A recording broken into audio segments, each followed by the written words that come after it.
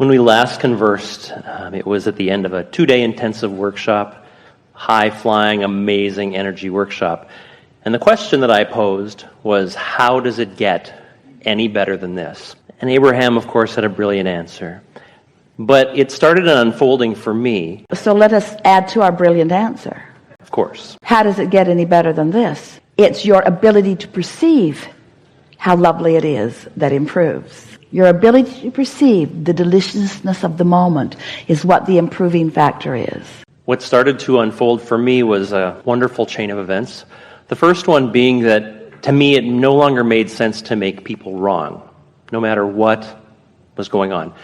And then the next part of that, it made no sense to make me be wrong about anything. And so I went forward intending on this path that was unfolding to meet people with unconditional love. That was my intention. Out of this unfolding came a recognition for me that I'm gay. And that was a big change in my perspective from where I was. That knowing, that intention to meet people with unconditional love was huge and certainly helped me to continue to move through that process. And even when the 99.8% of the responses to that were very positive and loving, and the 1 or 2 that weren't, I rocked back on my heels for a minute, but was able to really sort of regain my footing, if you will, pretty easily. Of those, let's say there were 100 people, and 98 of them were allowing, supportive of you, and 2 weren't. You know that the greatest benefit that you received was from the 2 who weren't. Right. Because they gave you an opportunity to find that unconditional place. Right. And in other words, people who support you don't help you find unconditional love. Right. It's people who don't support you that help you find it. Isn't that interesting? Right, exactly. People who agree with you, they're not helping. They're just reflecting your balance, but they're not helping. And so what's coming back to you is a reflection of how you're doing. So 98% coming back to you that way and 2% coming back to you the other way, pretty good indication of what you've got going on vibrationally, isn't it? Clearly. And do you think your goal should be 100%? We don't. Right. We think you should take it as it comes and enjoy the improvement and feel as good as you can feel. Right. So let's say 50% of them allowing, 50% of them freaking out. Would that matter? Do you have to focus at the freaker-outers? No. I get to choose, but no, of course you get not. to choose. And so do you want to exercise any control over what anybody thinks about anything? You haven't got any control like that, or you just want to control the direction of your own thought. Right. So even if it was 98% the other way, it'd be fine. Right. Because what they think of you isn't any of your business. True. Unless you make it your business. But it is nice when it is reversed, when it is that 98% reflecting Why? back to you. Why? Confirmation? Isn't it confirmation of how well you're doing, and isn't it nice to know how well you're doing? Yeah, but there's a little trap in there. There's a little trap. In other words, someone said not too long ago, I love being on the top of the mountain and breathing fresh air and looking off to the vista and seeing the wildlife, and everyone was really enjoying the conversation, and we like this person to be happy and focusing there. But we said, now that's a condition. The condition seems to be the reason that you feel that way. If you're down in a valley or a hole, then are you in trouble? But doesn't that go back to when you were explaining to Esther that she was in that place and found the beauty? She didn't see the beauty and then find the place. You can only recognize how well it's going when you're sort of in that well-going place. You know when you'll really be where you want to be? When you don't need to explain to anybody what's going on. Right. In other words, because there's a certain taking everyone's temperature. So I've decided this. Ta-da! Taking a poll, taking a poll, taking a poll, taking a poll, taking a poll.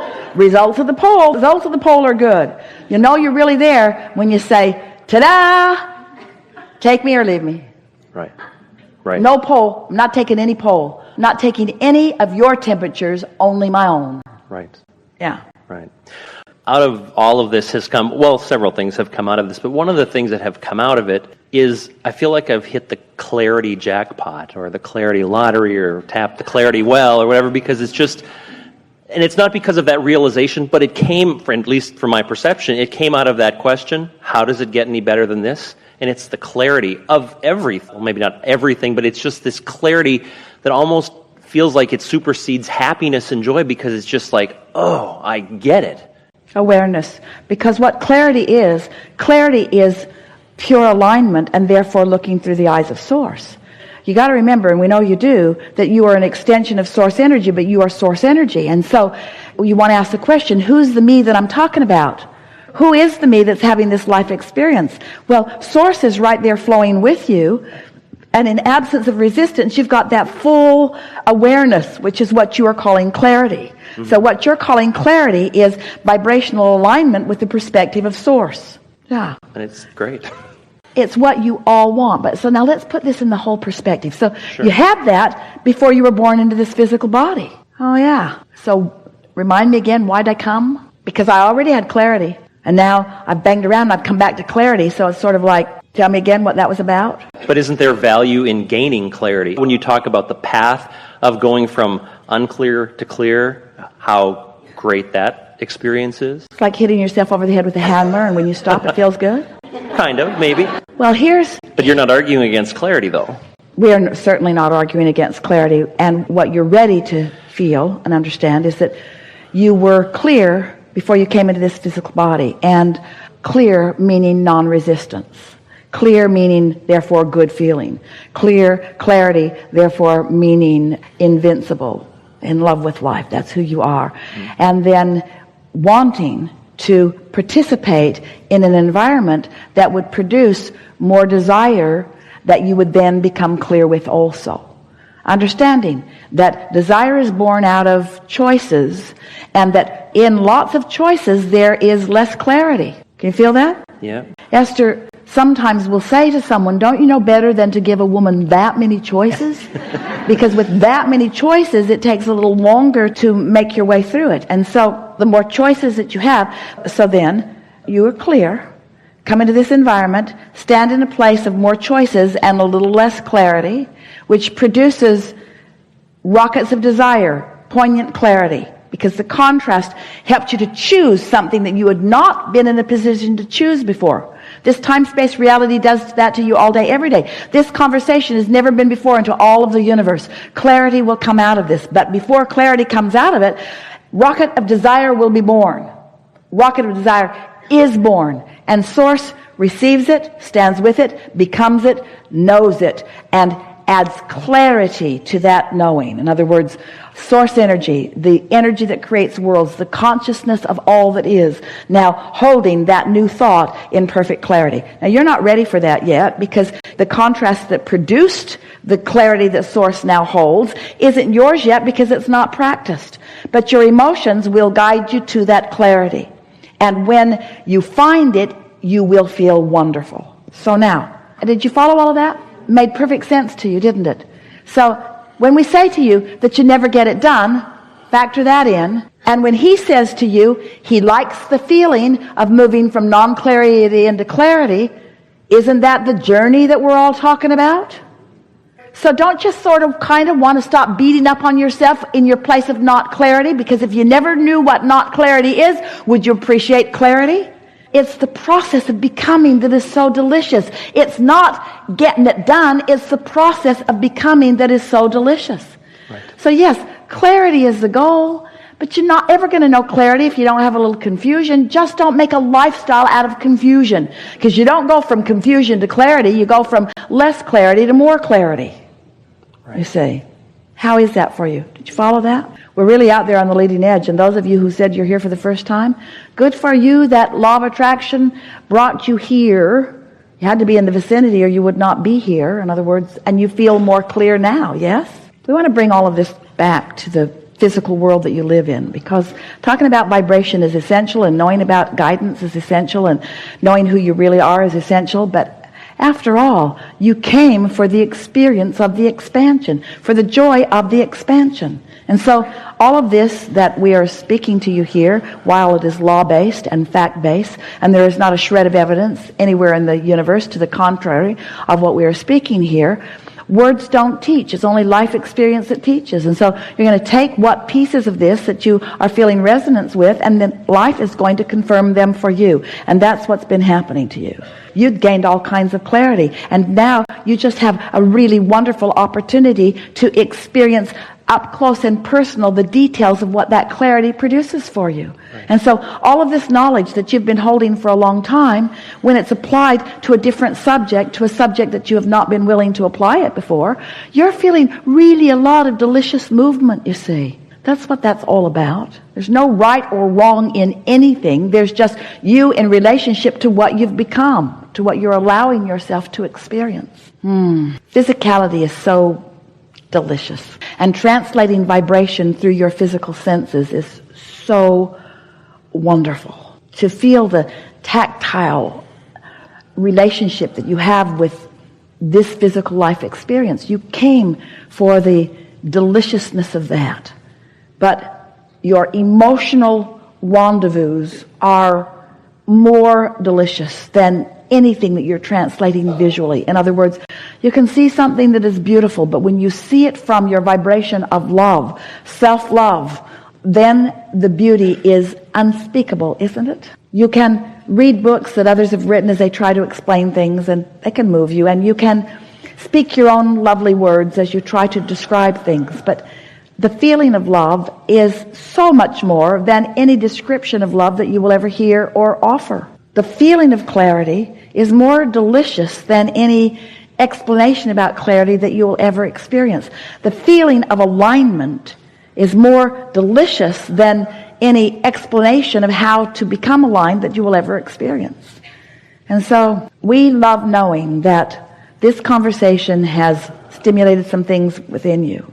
But what we are really happy about is knowing that you're all, each one of you, each of you, is going to move forward in your day and have an experience of greater conscious, from your human perspective, participation with the non-physical aspects of your being.